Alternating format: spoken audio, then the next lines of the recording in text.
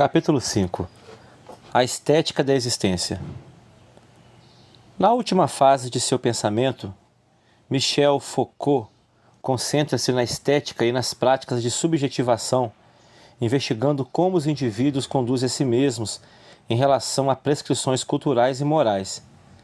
Esse período, também conhecido como eixo da ética, surge nos anos finais de sua vida, principalmente entre o fim da década de 70 e o seu falecimento em 84. Diferente dos estudos prévios que abordavam o saber e o poder como mecanismos centrais na constituição das sociedades e dos sujeitos, essa fase foca nas práticas de si, oferecendo uma perspectiva crítica sobre como as subjetividades são moldadas por códigos de conduta e práticas de autocontrole.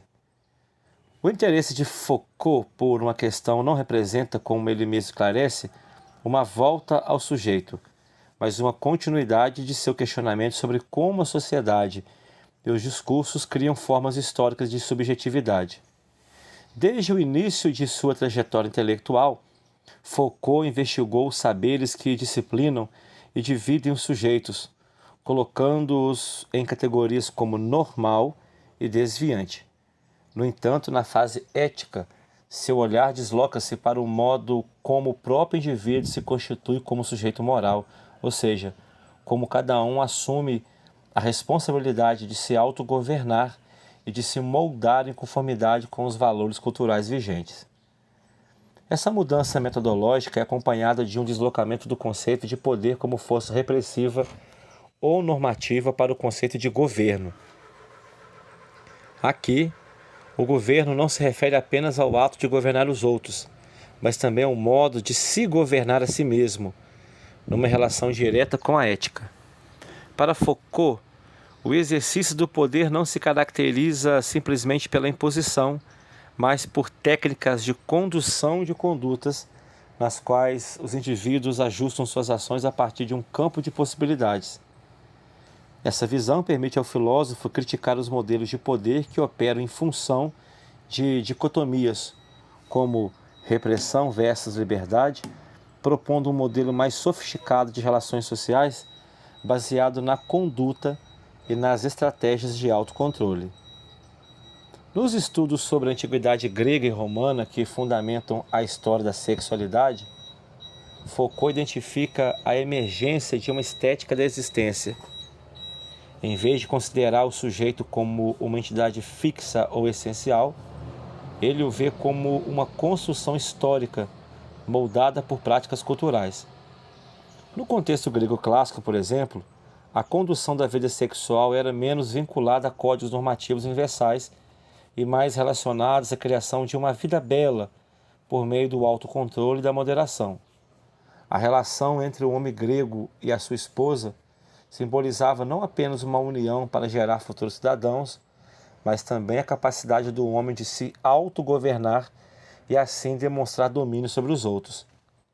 Para o cidadão grego, a virtude era um reflexo de seu poder sobre si mesmo, enquanto para a mulher, a virtude era sinônimo de submissão.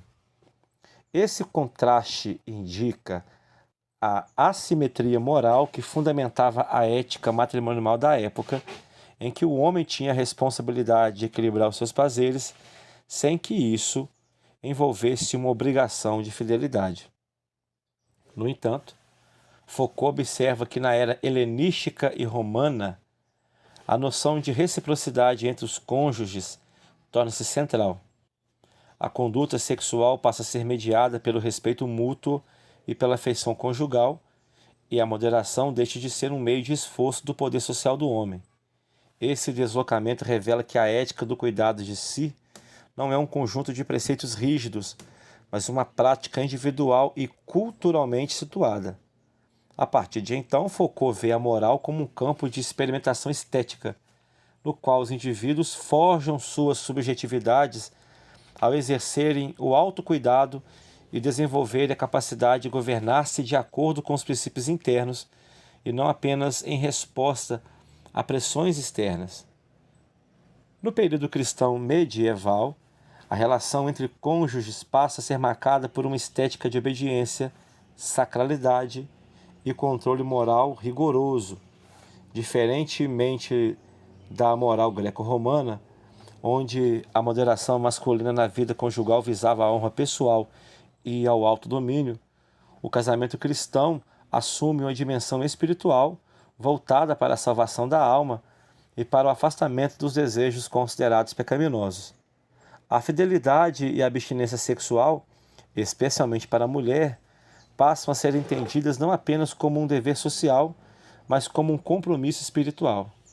Esse novo modelo reforça a simetria e a santidade do matrimônio, com ambos os parceiros orientados para a castidade e o amor cristão, enquanto a mulher é colocada em uma posição de submissão ao marido, simbolizando sua devoção e sujeição ao modelo de obediência defendido pela Igreja Católica. Assim, a abordagem de Foucault também inclui uma análise crítica das transformações históricas dos códigos morais. Enquanto algumas sociedades, como a cristã medieval, codificaram esses preceitos em sistemas rígidos de regras e punições, a sociedade greco-romana permitiu um campo mais livre para o exercício da autonomia individual, reservado a poucos privilegiados, como homens adultos livres.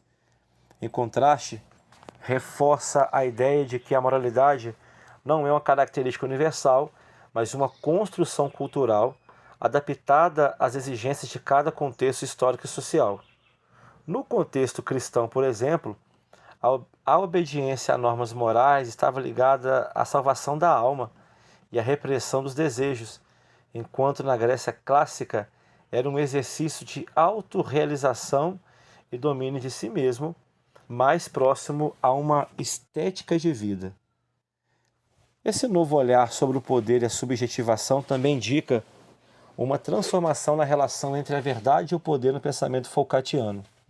Se antes o poder estava diretamente ligado ao conhecimento e à produção de discursos verdadeiros, agora, com o conceito de governo, ele se apresenta mais como uma rede de técnicas e práticas que moldam as possibilidades de ação dos sujeitos, sem necessariamente reduzir-se ao binômio verdade versus falsidade.